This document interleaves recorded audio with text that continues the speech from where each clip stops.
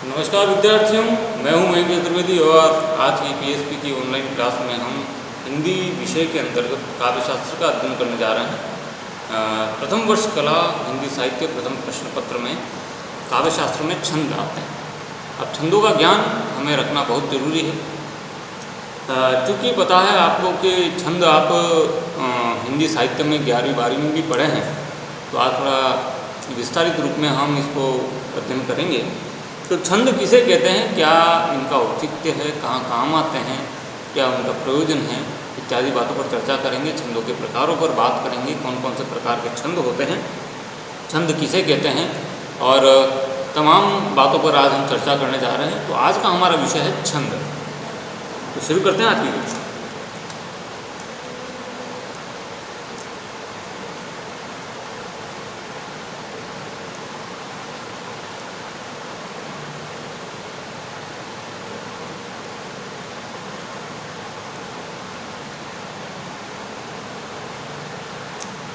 छंदशास्त्र।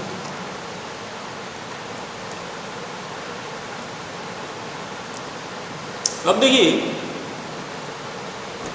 कोई भी पद्य की रचना, पद्य की रचना से तात्पर्य कविता है, आदिकाल, भक्तिकाल और रीतिकाल। अगर हम इन पिछले 3 कालों की बात करें, क्योंकि आधुनिक काल जो वर्तमान में चल रहा है उसमें जितनी भी काव्य रचनाएं हैं वो छंद मुक्त है। छंद वाली रचनाएं बहुत कम प्रयोग में आ रही हैं या बहुत कम छंदों का प्रयोग करके रचनाएं की जा रही हैं। लेकिन विशेषकर हम 2 कालों की बात करें, जिसमें भक्ति काल और रीतिकाल, ये 2 काल ऐसे हैं जब 1375 से 1900 के दरमियान छंदों में रचनाएं होने लगी। तुलसीदास जी की चौपाइयाँ, राजस्थान के सवैये या फिर रीतिकाल के कवियों की छंदबद्ध योजना। तो कहने का तात्पर्य यह है, ये 2 कालों में जितनी भी काव्य रचना हुई वो छंदों के अंतर्गत हुई।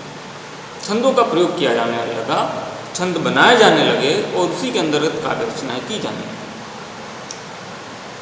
ये कवि मानते थे कि कोई भी काव्य रचना छंद से युक्त होनी चाहिए। तो ये छंद आखिर है क्या, कैसे इस छंद के अंतर्गत काव्य रचनाएं की जाती हैं, किसे छंद कहते हैं, उन बातों पर चर्चा करते हैं।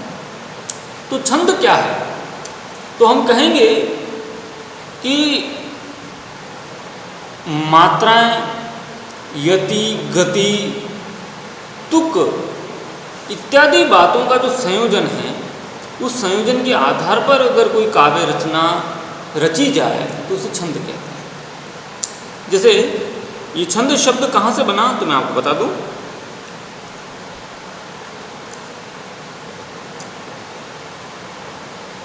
छंद शब्द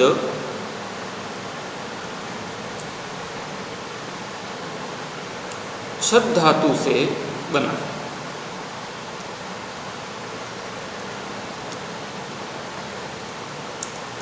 जिसका अर्थ है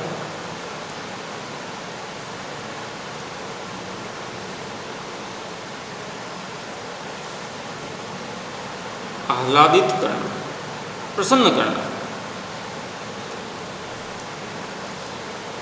ठीक है, या हम कह सकते हैं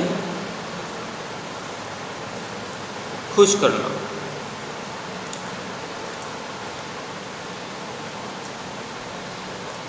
तो यह आह्लाद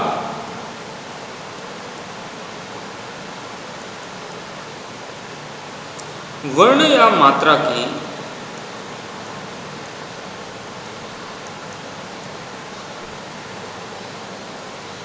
नियमित संख्या के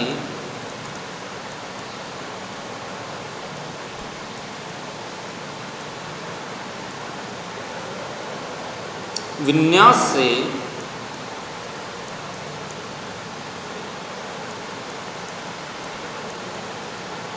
उत्पन्न होता है।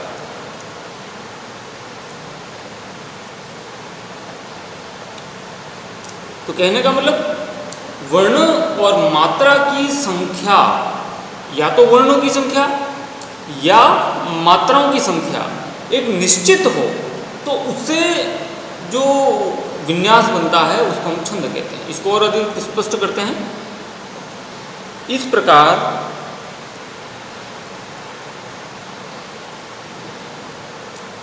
छंद की परिभाषा क्या होगी?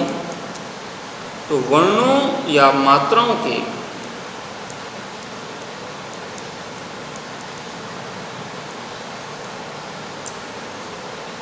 नियमित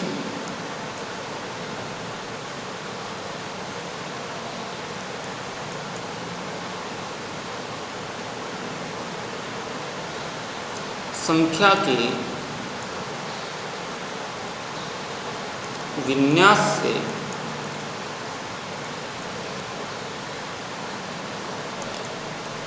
यदि आह्लाद उत्पन्न हो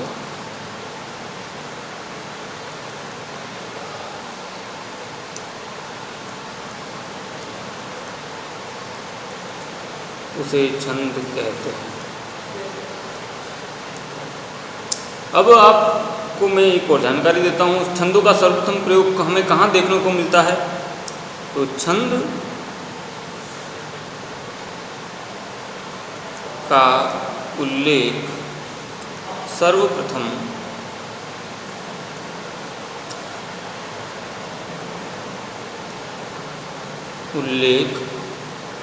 ऋग्वेद में किसमें मिलता है? तो ऋग्वेद में मिलता है।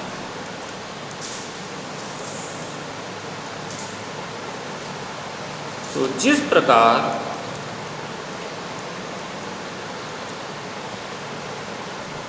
गद्य का नियामक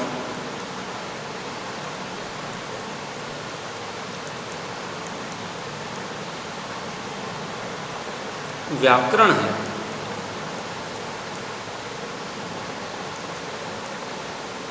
उसी प्रकार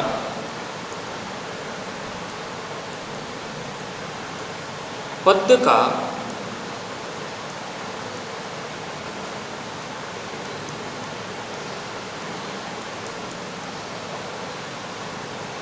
छंद शास्त्र।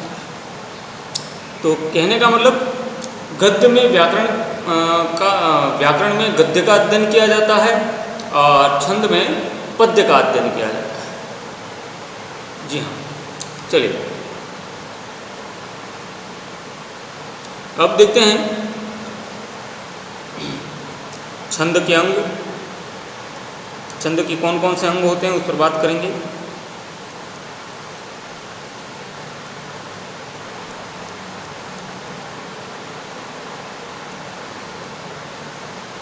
छंद के कितने अंग होते हैं? कुल 7 अंग। ये आपको ध्यान रखना है, 7 अंग होते हैं।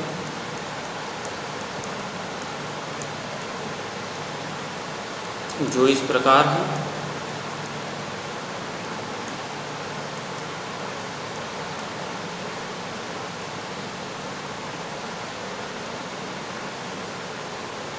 चरण, नंबर 2 पर वर्ण। चरण को हम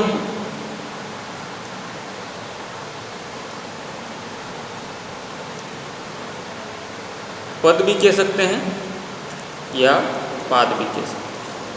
नंबर 2 पर आ जाएगा वर्ण और मात्रा।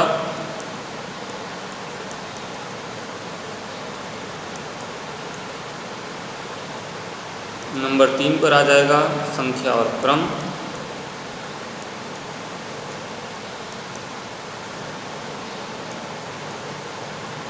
नंबर 4 पर आ जाएगा गण। नंबर 5 पर आ जाएगा गति। नंबर 6 पर आ जाएगा यति, जिसको हम विराम के नाम से भी जानते हैं। विश्राम, विराम, रुकना।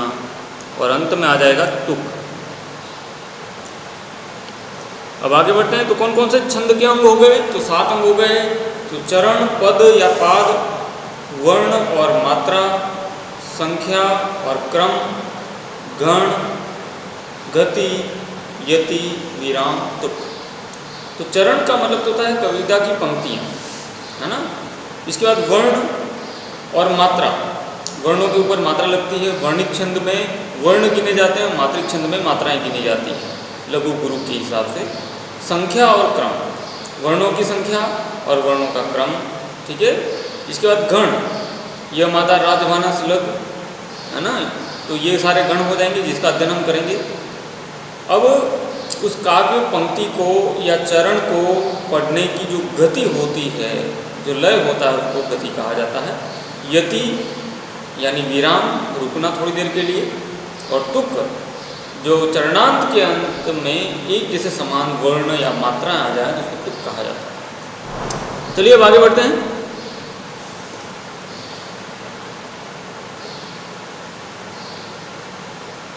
पहला बिंदु, हम पहला अंक पढ़ेंगे।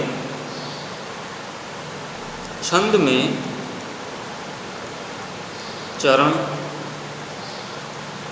पद या पाद, तो ये हमारा बिंदु है।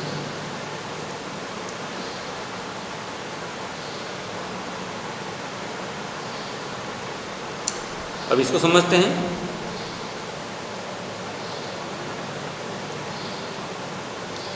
छंद के प्रायः 4 भाग होते हैं।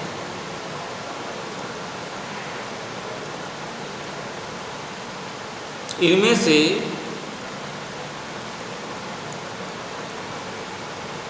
प्रत्येक को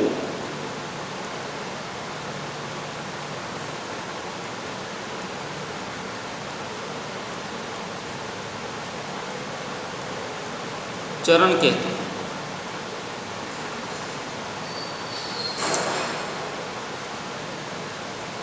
दूसरे शब्दों में अगर कहा जाए, चतुर्थ भाग जो हमारा होता है, चतुर्थ भाग, ठीक है,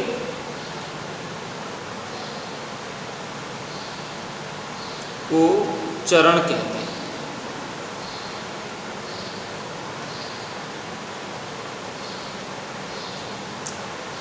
कुछ छंदों में, अब कोई विशेष प्रकार के छंद होते हैं, उनमें चरणों 4 प्रकार के चरण होते हैं। तो कुछ छंदों में चरण तो 4 होते हैं,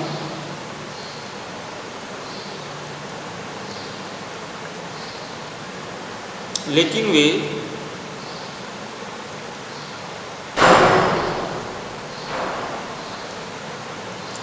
लिखे 2 ही पंक्तियों में जाते हैं।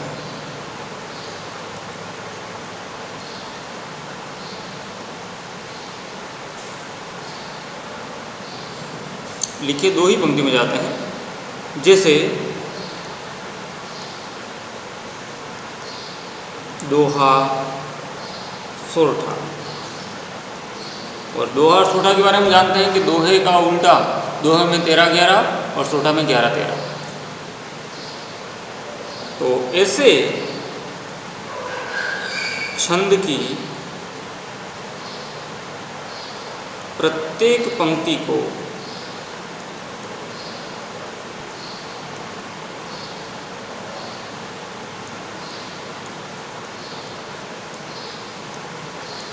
दल कहते हैं। और हिंदी में कुछ छंद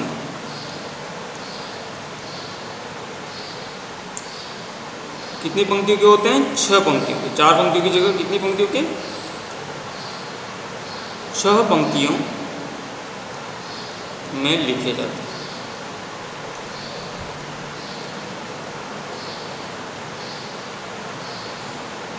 ऐसे छंद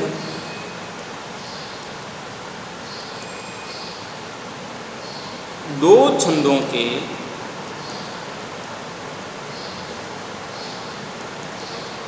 योग से बनते हैं। अब वो कौन कौन से छंद हैं, तो वो उनके बारे में मैं आपको बता देता हूँ कि 2 छंदों के योग से बनने वाले छंद कौन कौन से हैं। तो जैसे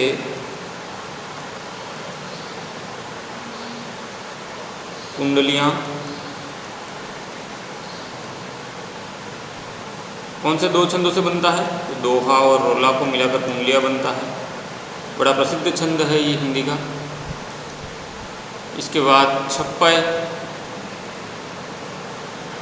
छप्पय छंद कौन से दो छंदों के योग से बनता है? तो छप्पय छंद रोला और उल्लाला के योग से बनता है।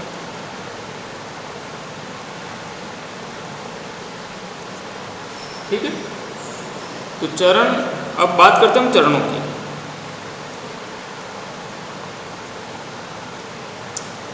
चरण दो प्रकार के होते हैं।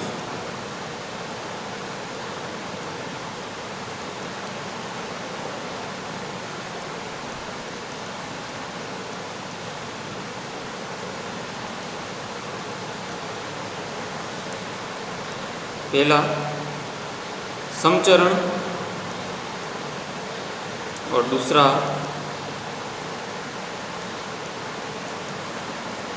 विषम चरण। तो समचरण में अगर देखें तो दूसरे और चौथे चरण को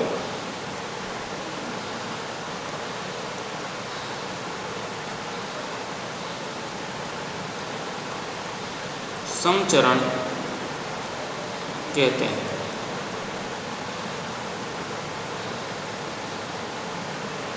और विषम चरण किसे कहेंगे? पहले और तीसरे चरण को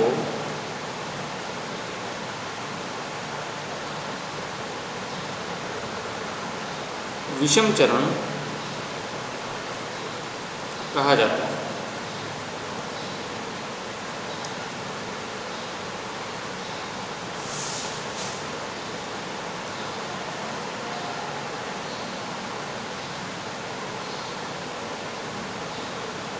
अब देखते हैं छंद में वर्ण और मात्रा का निर्धारण कैसे होता है। तो छंद में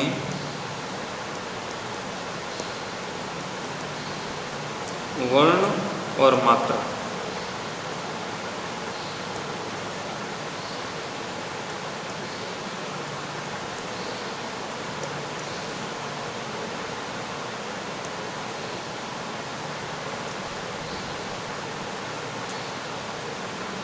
एक स्वर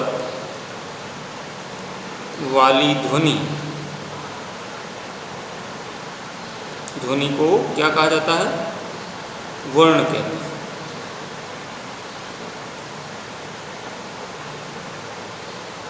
चाहे वह स्वर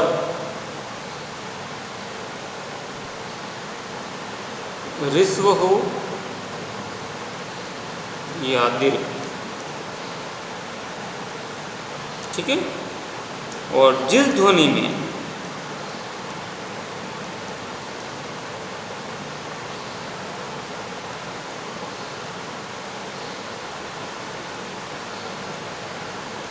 स्वर नहीं हो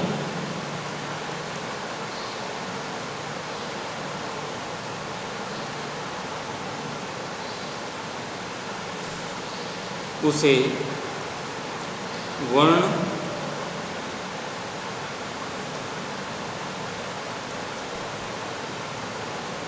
नहीं माना जाता। तो ये तो हो गया निर्धारण। तो वर्ण को ही अक्षर कहते हैं। तो ये सारे नीति नियम हैं जो हमें छंद के प्रकार पढ़ने से पहले पढ़ने हैं, ताकि हमारे दिमाग में ये स्पष्ट हो जाए कि वर्ण किसे कहते हैं, मात्रा किसे कहते हैं, वगैरह वगैरह, चरण किसे कहते हैं। अब देखते हैं वर्ण दो प्रकार के होते हैं।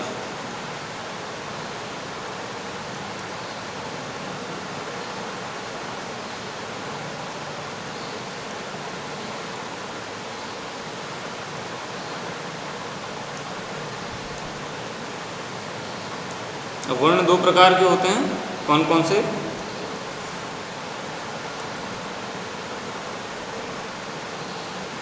पहला ऋस्व स्वर, ऋस्व स्वर वाले वर्ण।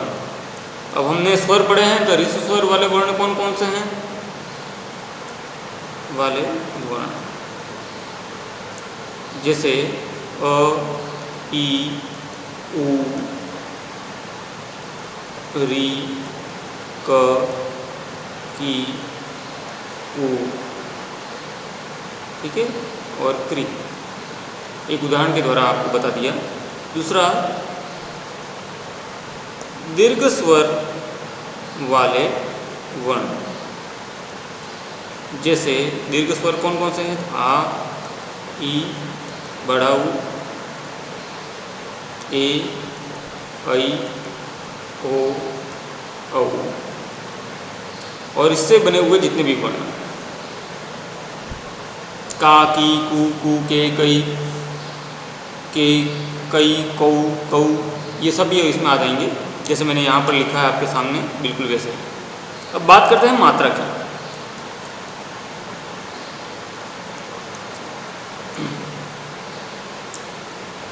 किसी वर्ण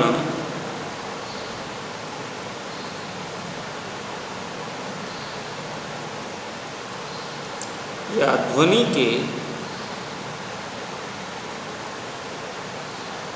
उच्चारण काल को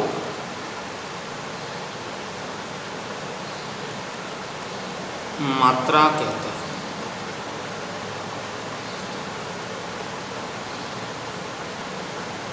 ठीक है,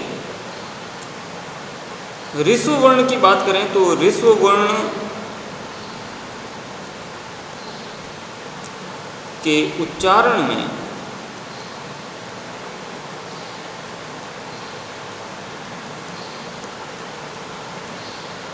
जो समय लगता है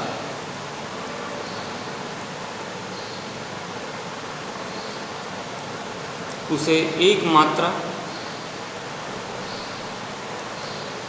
तथा दीर्घ वर्ण के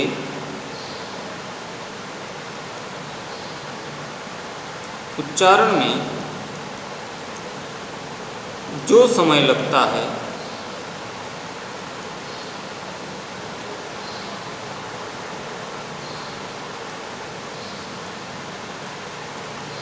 उसे दो मात्रा माना जाता है।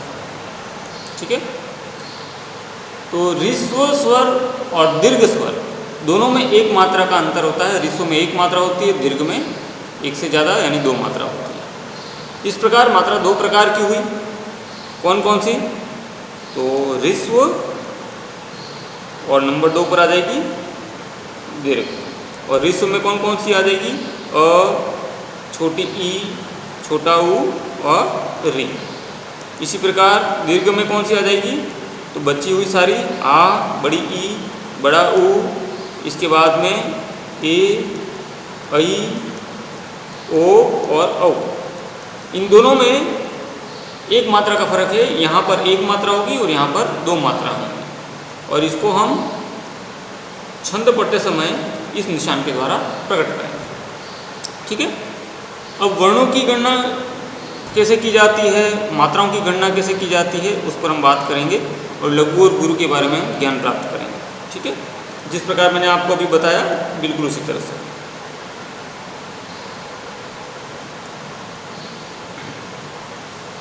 लघु एवं गुरु वर्ण। लघु का मतलब छोटा और गुरु का मतलब बड़ा।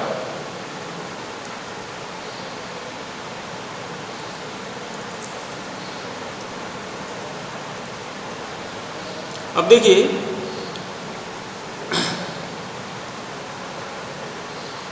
छंद शास्त्री, जितने भी छंद शास्त्री हैं, विद्वान हैं, उन्होंने किन वर्णों को लघु कहा और किन वर्णों को गुरु कहा? ऋस्व स्वर तथा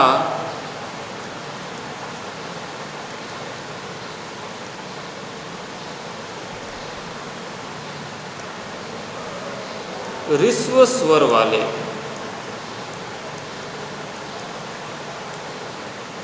व्यंजन वर्ण को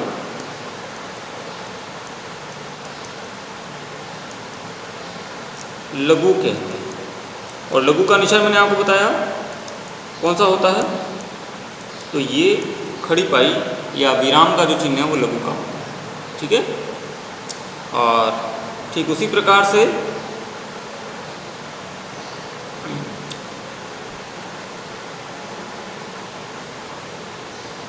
दीर्घ स्वर तथा दीर्घ स्वर वाले जितने भी वर्ण हैं, व्यंजन वर्ण हैं,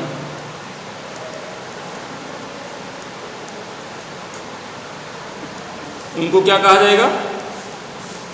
गुरु कहा जाएगा। तो इस चीज़ का भी हमें ध्यान रखना है, गुरु कहते हैं। और गुरु के लिए प्रयुक्त चिन्ह कौन सा है? अंग्रेजी का एस। तो अब हमें ध्यान रखना है चंद्रबिंदी का, अनुस्वार का, संयुक्त वर्णों का, रकार युक्त वर्णों का इत्यादि का ध्यान रखना है। तो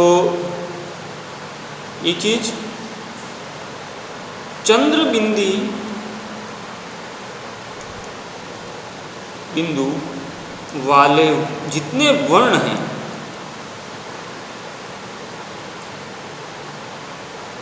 वो किस में आ जाएंगे? ऋस्व स्वर में आ जाएंगे। या कहें तो मात्रा कौन सी लगेगी? लघु। और निशान कौन सा हुआ? ये। ठीक है। इसके बाद संयुक्त व्यंजन वाले वर्ण,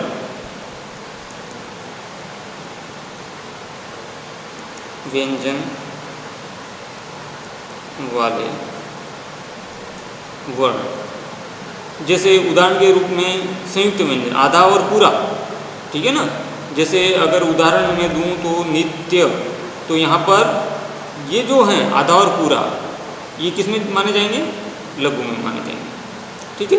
अब गुरु की बात करें तो गुरु में मैंने आपको बता ही दिया है कि दीर्घ स्वर जितने भी हैं वो गुरु में आएंगे। लेकिन संयुक्ताक्षर का पूर्ववर्ती वर्ण, संयुक्ताक्षर का पूर्ववर्ती वर्ण, जैसे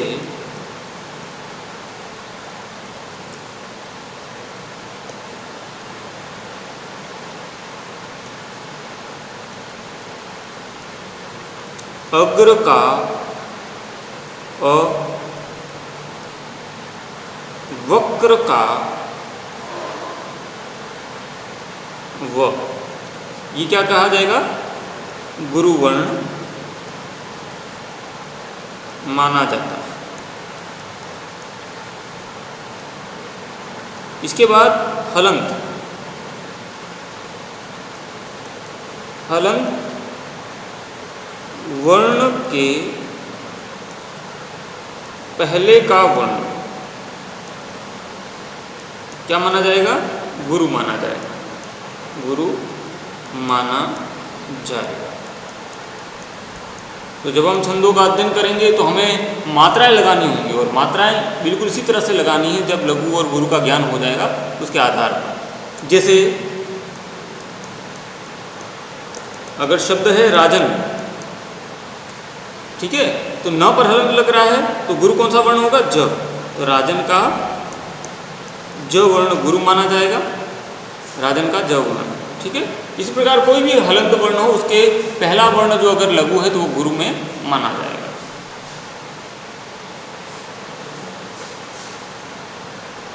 अब कल की कक्षा में हम पढ़ेंगे गण। कल गणों का अध्ययन करेंगे, इसके बाद में हम धीरे धीरे छंदों के प्रकारों पर जाएंगे। तो तब तक के लिए बहुत बहुत धन्यवाद आप सभी का। धन्यवाद। Thank you.